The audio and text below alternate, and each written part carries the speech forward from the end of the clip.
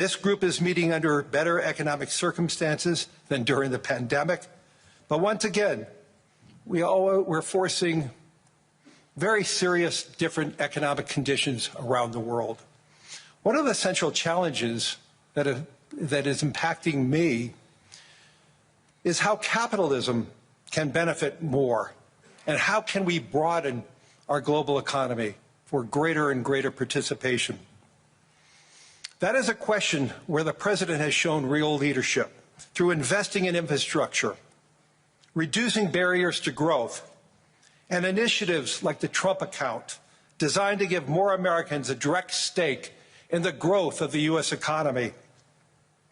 As he enters the second year of his second term, we are interested in hearing his plans for 2026 and beyond, and will no doubt create more and more conversation. And that's what the forum is about, a serious conversation in the spirit of dialogue. Discussions where the world is headed, where are we going?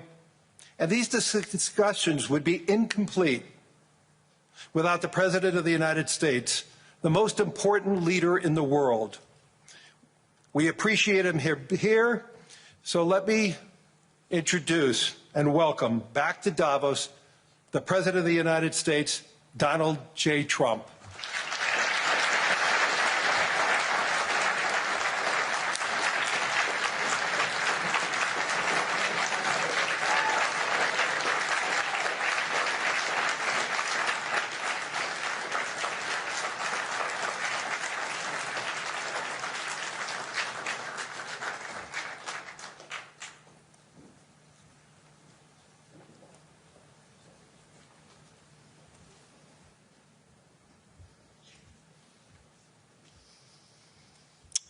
Well, thank you very much, Larry. It's great to be back in beautiful Davos, Switzerland, and to address so many respected business leaders, so many friends, few enemies, and all of the distinguished guests. It's a who's who, I will say that. I've come to this year's World Economic Forum with truly phenomenal news from America. Yesterday marked the one-year anniversary of my inauguration, and today, after 12 months back in the White House, our economy is booming, growth is exploding, productivity is surging, investment is soaring, incomes are rising, inflation has been defeated, our previously open and dangerous border is closed and virtually impenetrable. And the United States is in the midst of the fastest and most dramatic economic turnaround in our country's history. Under the Biden administration, America was plagued by the nightmare of stagflation, meaning low growth, and high inflation, a recipe for misery, failure, and decline. But now, after just 1 year of my policies, we are witnessing the exact opposite: virtually no inflation and extraordinarily high economic growth, like I believe you'll see very shortly our country has never seen before, perhaps no country has ever seen before. Over the past 3 months, core inflation has been just 1.6%.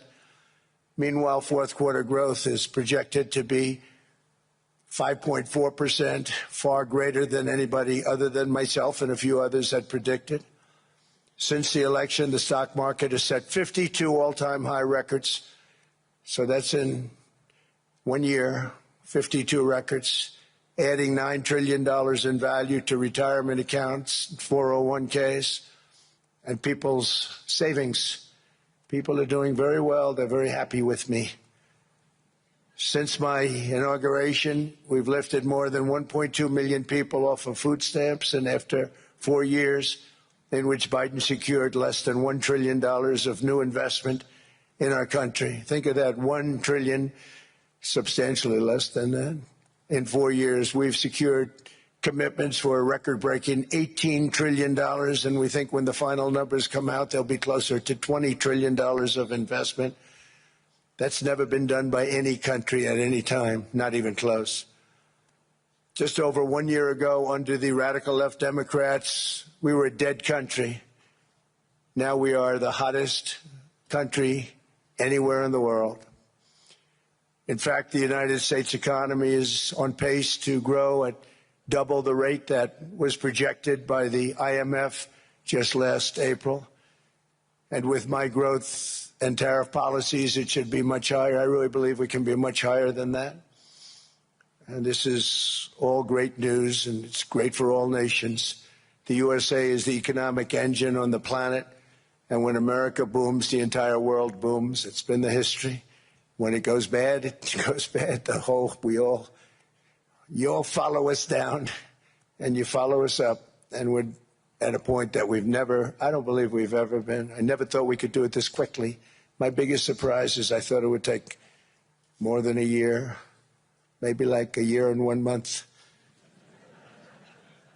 But it's happened very quickly. This afternoon, I want to discuss how we have achieved this economic miracle, how we intend to raise living standards for our citizens to levels never seen before, and perhaps how you too and the places where you come from can do much better by following what we're doing, because certain places in Europe are not even recognizable, frankly, anymore. They're not recognizable. And we can argue about it, but there's no argument. Friends come back from different places. I don't want to insult anybody and say I don't recognize it. And that's not in a positive way. That's in a very negative way. And I love Europe, and I want to see Europe go good. But it's not heading in the right direction. In recent decades, it became conventional wisdom in Washington and European capitals that the only way to grow a modern Western economy was through ever-increasing government spending, unchecked mass migration, and endless foreign imports. The consensus was that so-called dirty jobs and heavy industry should be sent elsewhere, that affordable energy should be replaced by the Green New Scam, and that countries could be propped up by importing new and entirely different populations from faraway lands. This was the path that Sleepy Joe Biden administration and many other Western governments very foolishly followed, turning their backs on everything that makes nations rich and powerful and strong. And there's so much potential in so many nations. The result was record budget and trade deficits and a growing sovereign deficit driven by the largest wave of mass migration in human history. We've never seen anything like it. Quite frankly, many parts of our world are being destroyed before our very eyes, and the leaders don't even understand what's happening. And the ones that do understand aren't doing anything about it. Virtually all of the so-called experts predicted my plans to end this failed model would trigger a global recession and runaway inflation. But we have proven them wrong. It's actually just the opposite. In 1 year, our agenda has produced a transformation like America has not seen in over 100 years. Instead of closing down energy plants, we're opening them up.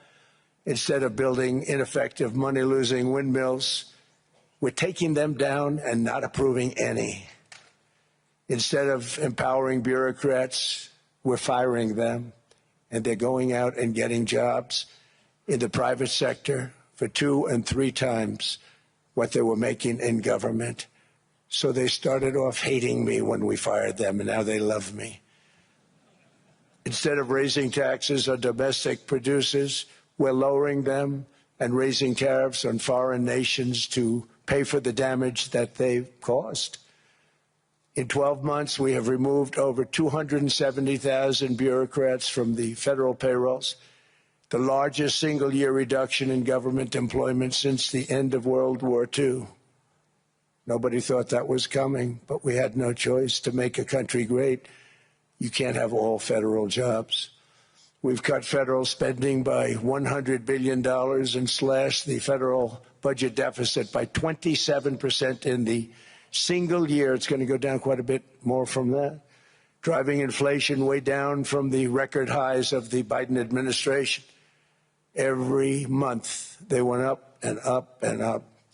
I promised to cut 10 old regulations for every single new regulation, but instead I've cut, actually, till this point, 129 regulations for every one new regulation approved. So every time they come in with a new regulation, we do at least 10, but so far it's averaging out to 129, if you can believe it.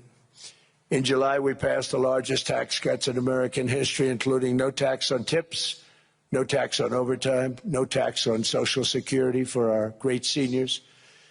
We also provided 100% expensing. That's the one they like. And bonus depreciation for all new equipment and capital investments to help companies expand and shift production to America. They are so in love with that. They build a plant, they're able to deduct it immediately, the whole thing, rather than waiting 38 to 41 years in the old days. This is a miracle taking place. Nobody thought it would ever be done by any country, but it's done by us. It was what made my first term the most successful 4-year term that we've ever had from a financial standpoint. And now we've upped it. This is a 10-year program, not a 1-year program. But you're allowed to deduct everything in 1 year. It used to be 38 to 41 years. With tariffs, we've radically reduced our ballooning trade deficit, which was the largest in world history. We were losing more than $1 trillion every single year, and it was just wasted. It was going to waste. But in 1 year, I slashed our monthly trade deficit by a staggering 77%, and all of this with no inflation. Something everyone said could not be done. There were a couple of brilliant people that actually thought I was doing the right thing. I thought I was doing the right thing. Now they all think I'm doing the right thing because they can't believe the numbers. American exports are now up by more than $150 billion. Domestic steel production is up by 300,000 tons a month, and it's doubling over the next 4 months. It's doubling and tripling, and we have steel plants being built all over the country. Nobody thought they'd see that. Factory construction is up by 41%, and that number is really going to skyrocket right now because that's during a process that they're putting in to get their approvals, and we've given very, very quick, fast approvals. In the process, we've made historic trade deals with partners covering 40% of all U.S. trade. Some of the greatest companies and countries in the world. We have countries as our partner, too. The European nations, Japan, South Korea. They're our partners. They've gone into massive deals with us, especially on oil and gas. And these agreements raise growth and cause stock markets to boom, not only in the U.S., but virtually every country that came to make a deal, because, as you've learned, when the United States goes up, you follow. It's really become a staple. In America, I've stopped the nation-wrecking energy policies that drive up prices while sending jobs and factories to the world's worst polluters. They are indeed polluters. Under sleepy Joe Biden, new domestic oil and gas leases fell by 95%. Think of that. And they wonder, why was gasoline going up so fast? The gasoline actually topped $5 a gallon, and some places $7 a gallon, and more than 100 major power plants were violently shut down by incompetent people that had no idea what the hell they were doing. Under my leadership, U.S. natural gas production is at an all-time high by far. U.S. oil production is up by 730,000 barrels a day, and last week we picked up 50 million barrels from Venezuela alone. Venezuela has been an amazing place for so many years, but then they went bad with their policies. 20 years ago, it was a great country, and now it's got problems, but we're helping them. And those 50 million barrels, we're going to be splitting up with them, and they'll be making more money. They've made it a long time. Venezuela is going to do fantastically well. We appreciate all of the cooperation we've been giving. We've been giving great cooperation. Once the attack ended, and they said, let's make a deal. More people should do that. But Venezuela is going to make more money in the next 6 months than they've made in the last 20 years. Every major oil company is coming in with us. It's amazing. It's a beautiful thing to see. The leadership of the country has been very good. They've been very, very smart. The price of gasoline is now below $2.50 a gallon in many states, $2.30 a gallon in most states. Then we'll soon be averaging less than $2 a gallon. In many places, it's already down even lower, $1.95 a gallon. Numerous states are at $1.99, numbers that nobody has heard for years. Actually, since my last administration, we got it down to around those numbers.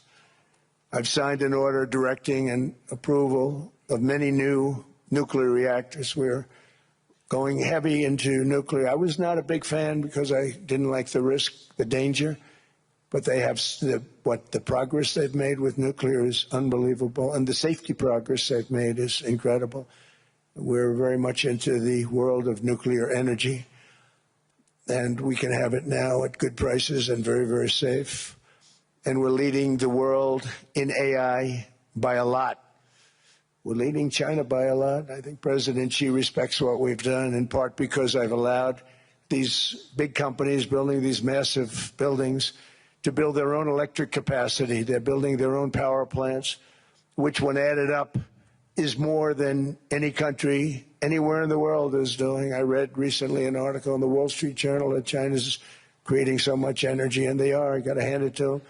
But we're creating as much or more, and we're letting them do that. I'm very proud of it. It was my idea. I said, you can't create this much energy. We needed more than double the energy currently in the country just to take care of the AI plants. And I said, we can't do that. We have an old grid system. And I came up with the idea, you know, you people are brilliant. You have a lot of money. Let's see what you can do. You can build your own electric generating plants. And they looked at me. They didn't believe me. All of the names that are, I think, in the room right now, if you want to know the truth, they didn't believe it.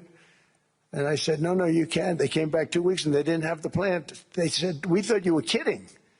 I said, no, not only am I not kidding, you're going to have your approvals within 2 weeks.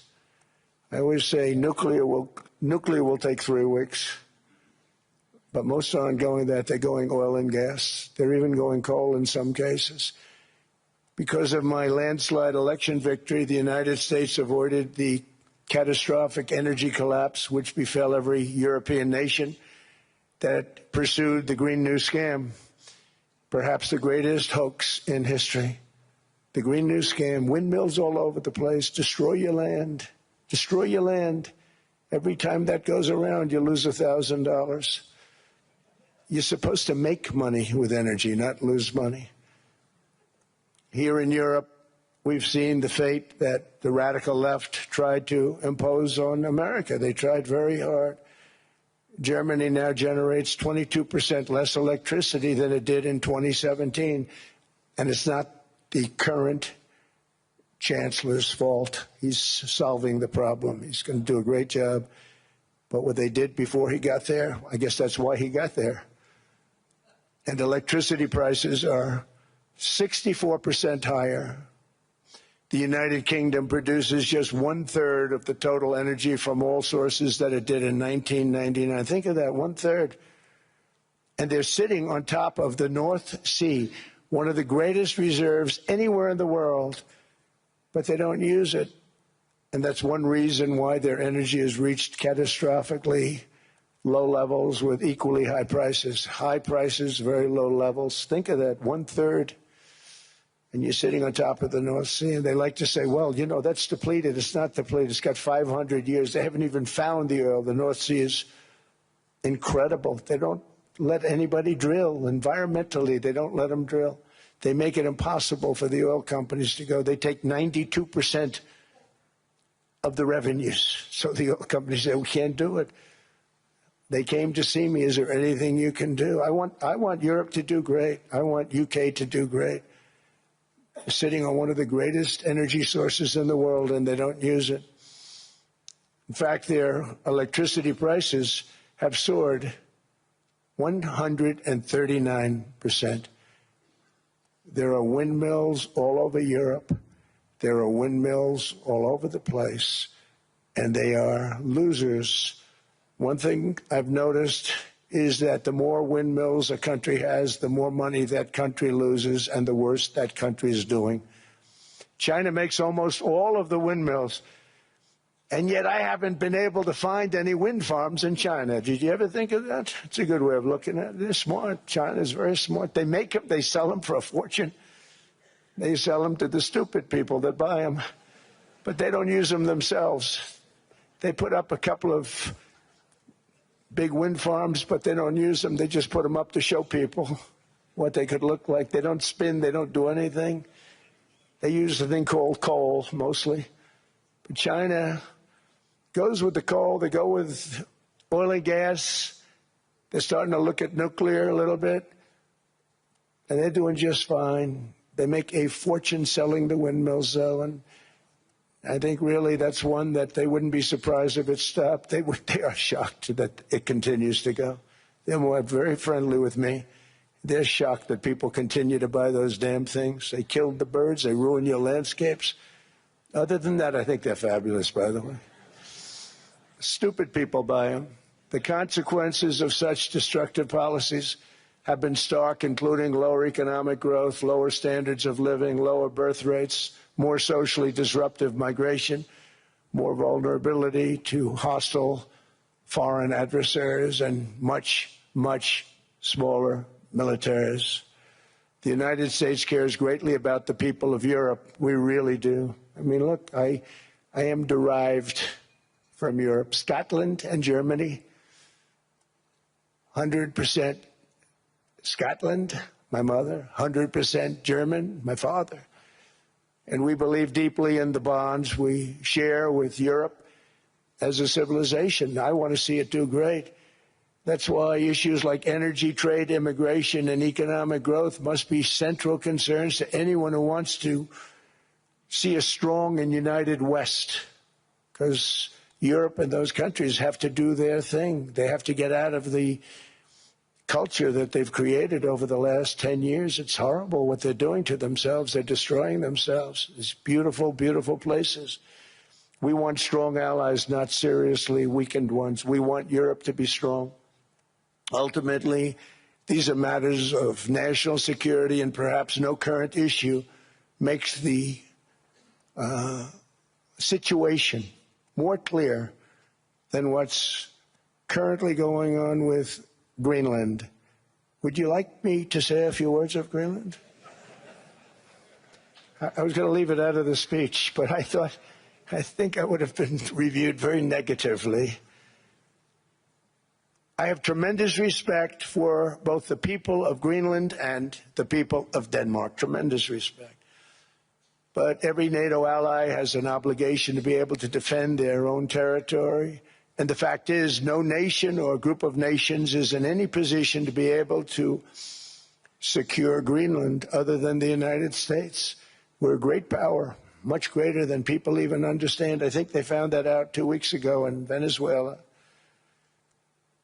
We saw this in World War II, when Denmark fell to Germany after just 6 hours of fighting and was totally unable to defend either itself or Greenland. So the United States was then compelled, we did it, we felt an obligation to do it, to send our own forces to hold the Greenland territory. And hold it we did, at great cost and expense. They didn't have a chance of getting on it, and they tried. Denmark knows that. We literally set up bases on Greenland for Denmark. We fought for Denmark. We weren't fighting for anyone else. We were fighting to save it for Denmark. Big, beautiful piece of ice. It's hard to call it land. It's a big piece of ice. But we saved Greenland and successfully prevented our enemies from gaining a foothold in our hemisphere. So we did it for ourselves also.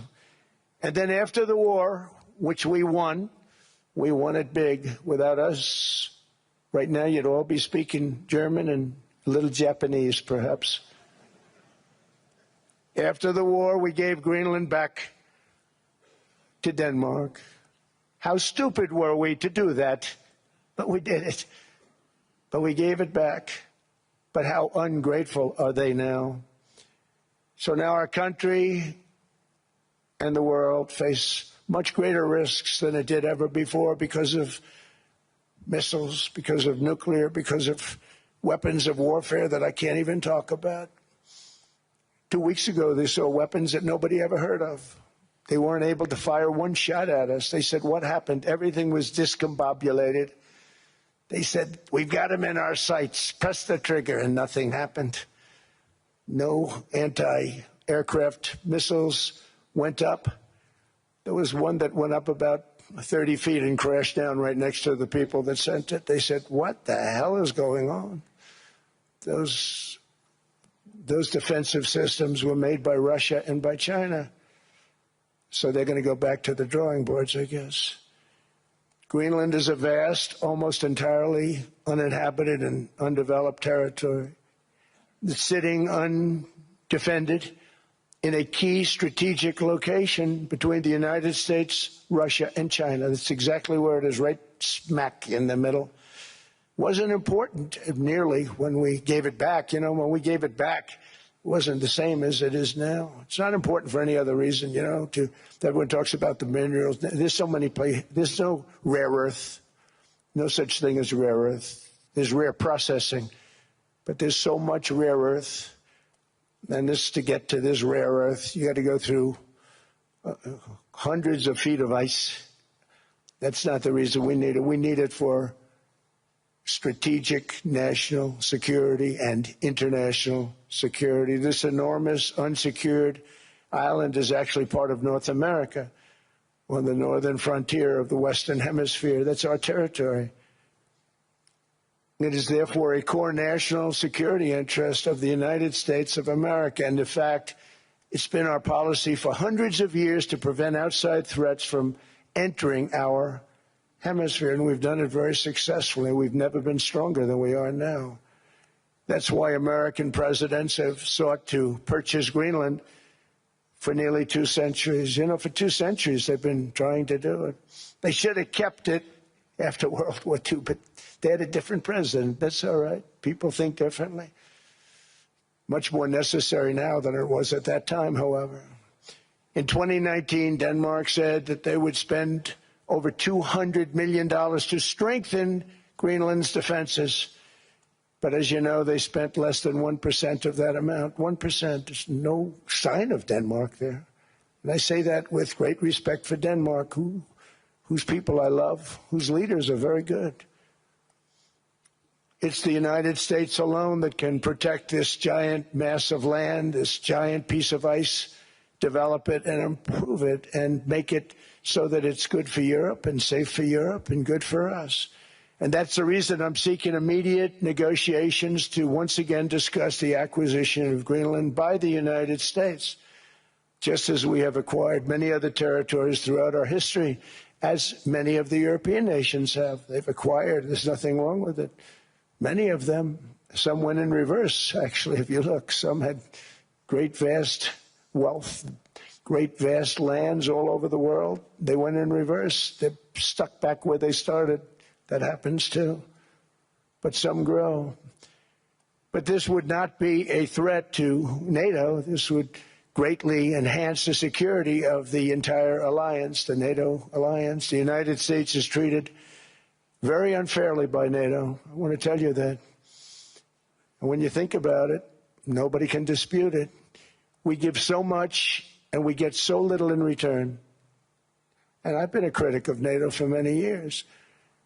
And yet I've done more to help NATO than any other president by far, than any other person. You wouldn't have NATO if I didn't get involved in my first term. The war with Ukraine is an example. We are thousands of miles away, separated by a giant ocean. It's a war that should have never started, and it wouldn't have started if the 2020 U.S. presidential election weren't rigged. It was a rigged election. Everybody now knows that. They found out. People will soon be prosecuted for what they did. It's probably breaking news, but it should be. It was a rigged election. You can't have rigged elections. You need strong borders, strong elections, and ideally a good press. I always say it. Strong borders, strong elections, free, fair elections, and a fair media. The media is terrible. It's very crooked. It's very biased, terrible. But someday it'll straighten out because it's losing all credibility. Think of it. When I went in a landslide, a giant landslide, won all 7 swing states, won the popular vote, won everything, and I only get negative press. That means that it has no credibility. And if they're going to get credibility, they're going to have to be fair. So you need a fair press. But you also need those other elements. And I inherited a terrible, terrible situation. If you look, the border was open. The inflation was raging. Everything was bad with the United States when I came into office. But I also inherited a mess with Ukraine and Russia, something that would have never happened. And I know Putin very well. He and I would discuss Ukraine. It was the apple of his eye, but he wasn't going to do anything. I said, Vladimir, you're not doing it. He would never have done it. It was terrible what happened. I could see it happening, too. After I left, I could see it happening. Biden had given Ukraine and NATO $350 billion, a staggering sum, $350 billion. I came in, and just like the southern border, just like inflation, just like our economy, I said, wow, this place is in trouble, meaning our country. All of these things were out of control. But the border was out of control. We fixed it with the strongest border anywhere in the world.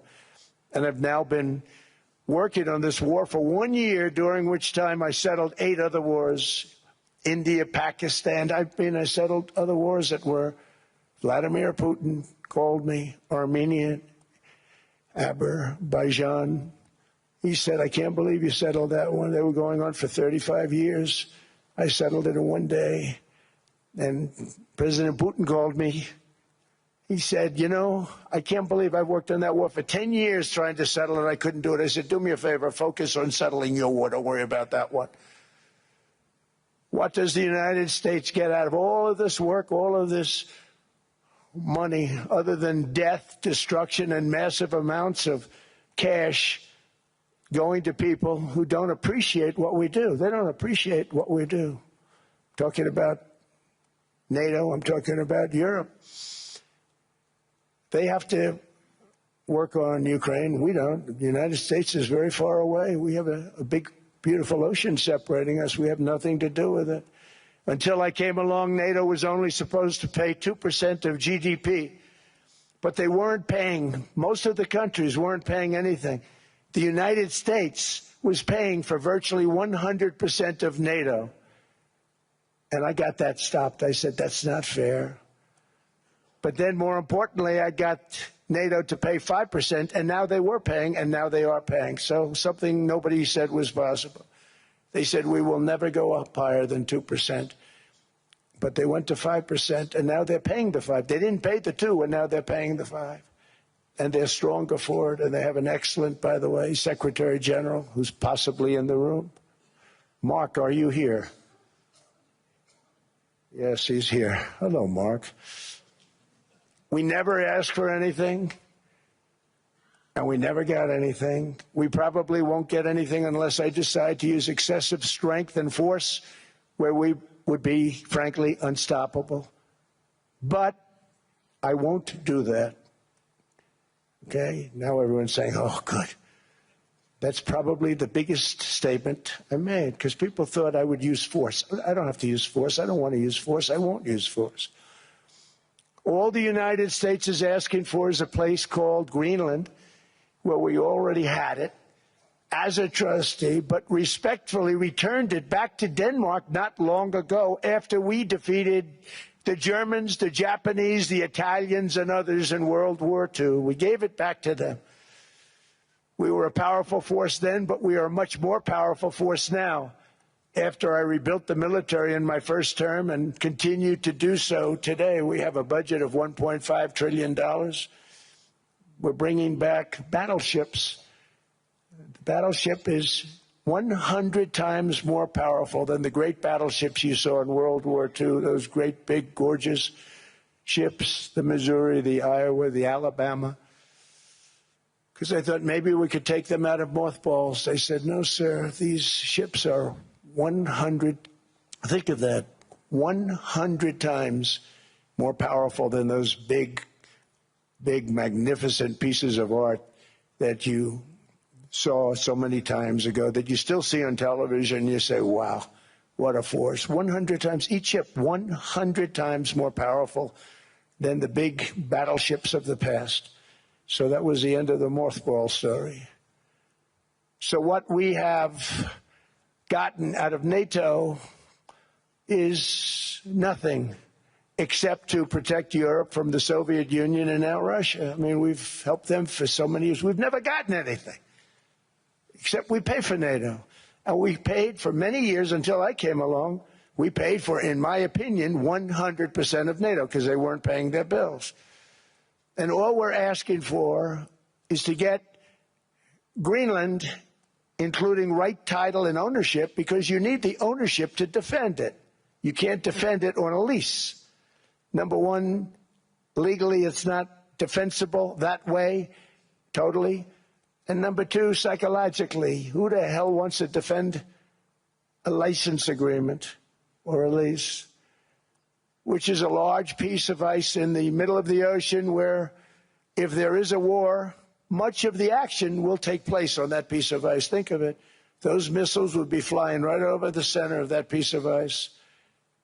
All we want from Denmark for national and international security and to keep our very energetic and dangerous potential enemies at bay is this land on which we're going to build the greatest golden dome ever built. We're building a golden dome that's going to, just by its very nature,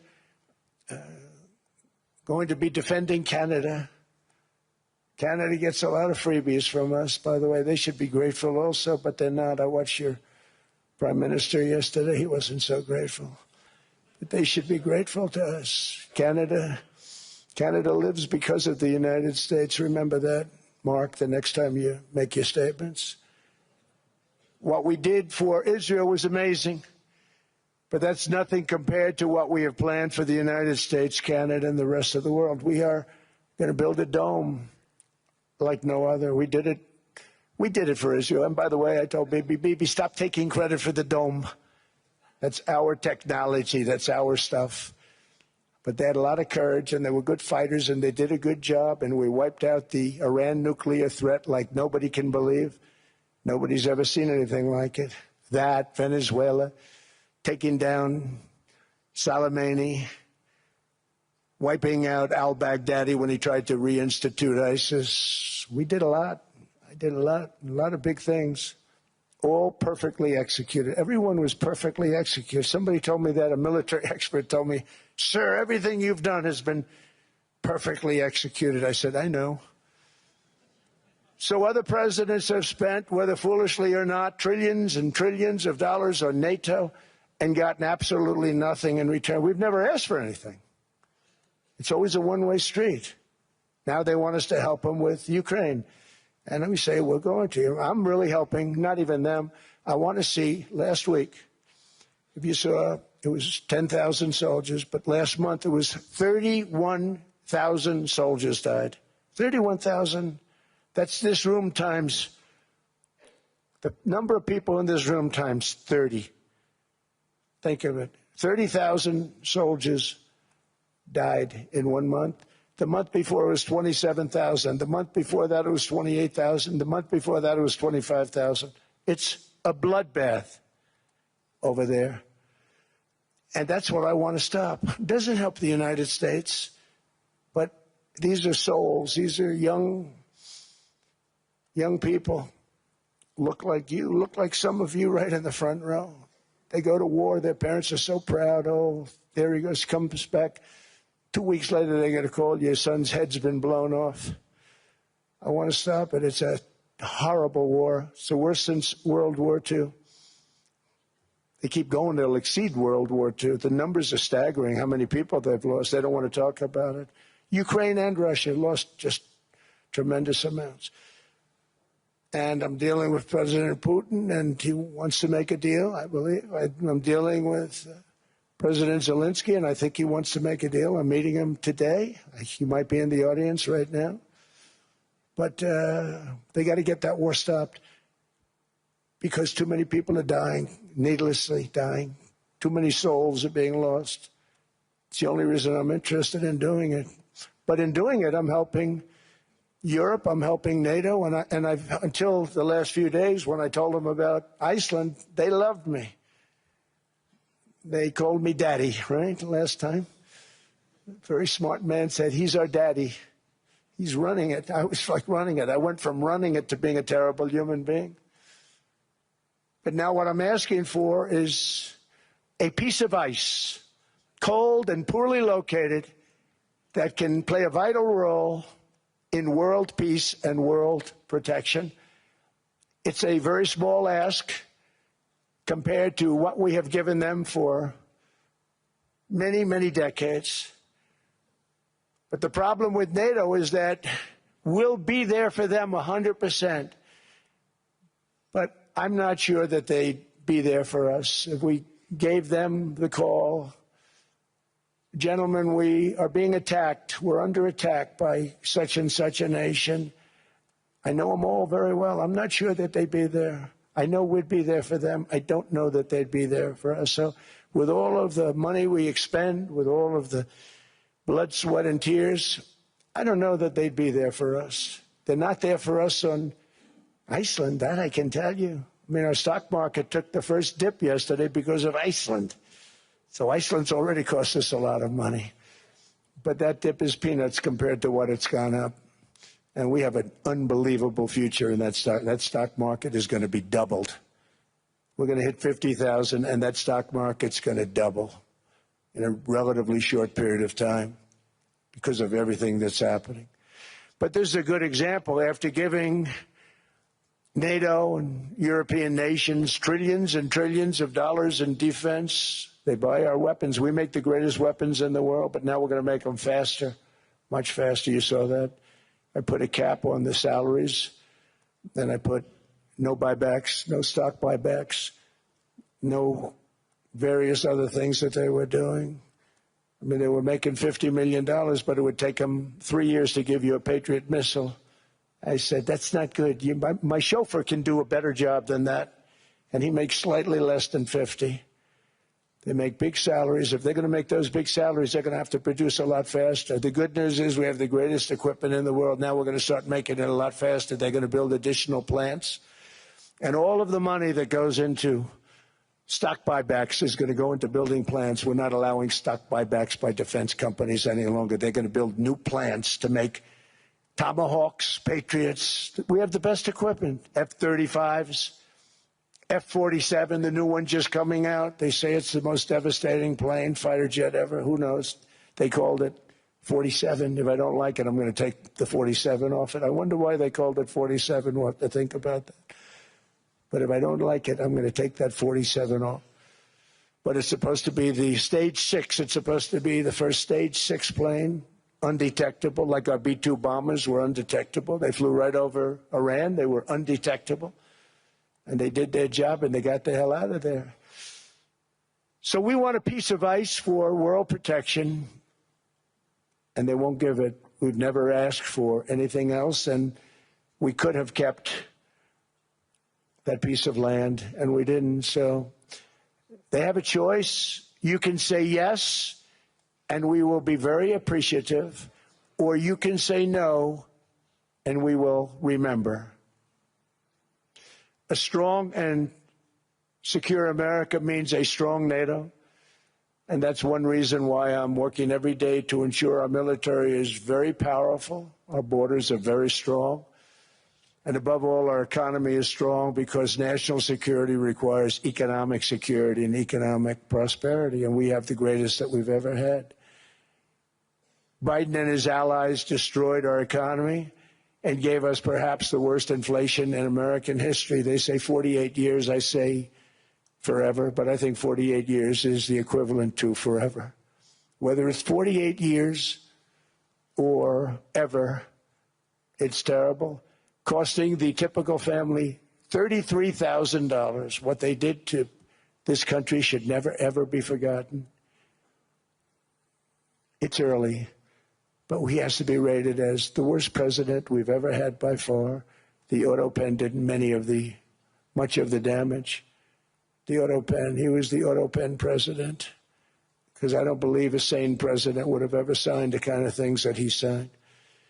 But now grocery prices, energy prices, airfares, mortgage rates, rent, and car payments are all coming down, and they're coming down fast. We inherited a mess, but we've done a hell of a job in 12 months. Under my most favored nation policy for drug prices, the cost of prescription drugs is coming down by up to 90%, depending on the way you calculate. You could